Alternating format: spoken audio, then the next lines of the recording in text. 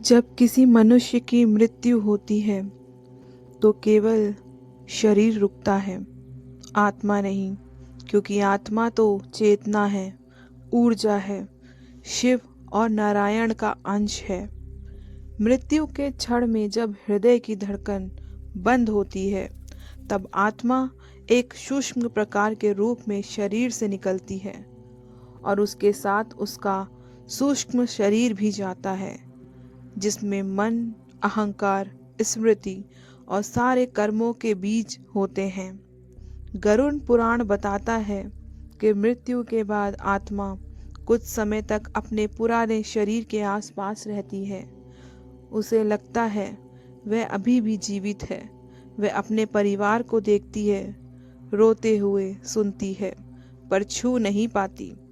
यही कारण है कि 13 दिन तक श्राद्ध किया जाता है, ताकि आत्मा को ये समझाया जा सके कि शरीर अब छूट चुका है और अब उसे आगे बढ़ना है। इसके बाद यमदूत नहीं, बल्कि आत्मा की अपनी चेतना उसे कर्मलोक की ओर ले जाती है। वहाँ आत्मा के सामने पूरा जीवन चलचित्र की तरह खुल जाता है। उसने किसे कितना दुख दिया, कितने प्रेम दिया, किसने उसे क्या सिखाया, कोई न्यायाधीश नहीं होता। आत्मा खुद देखती है और खुद महसूस करती है। उसके बाद आत्मा अपने कर्मों के अनुसार विभिन्न लोगों से गुजरती है। जो बहुत पवित्र और करुणामय आत्मा होती हैं, वह देवलोक या पितृलोक में जाती हैं, जहाँ उन्हें विश्राम और आनंद मिलता है। और जो आत्माएं बहुत नकारात्मक कर्मों से भरी होती हैं, वह नरक लोकों में जाकर अपने कर्मों की ऊर्जा को भोगती हैं।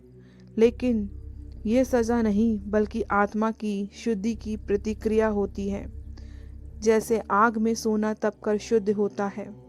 गरुड़ पुराण बताता है कि ये यात्रा लगभग 1 वर्ष तक चलती है और इस दौरान आत्मा धीरे धीरे अपनी सांसारिक इच्छाओं से मुक्त होती है।